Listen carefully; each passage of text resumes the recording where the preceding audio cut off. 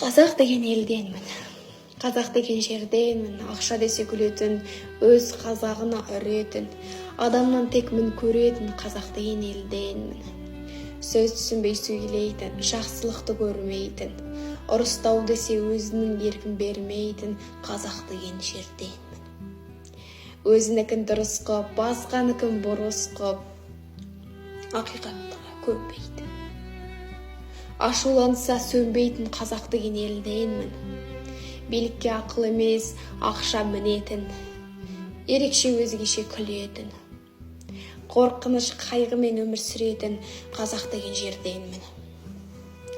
Адам сезіммен ойнайтын, өз қазағын қазақ тонайтын, дос іздесе атағына қарайтын қазақ деген елденмін. Ақылға айтса тыңдамай, басқаларға ұнамай, қалам алмас мұңаймай қазақ деген елденмін. Қазақ деген жерденмін.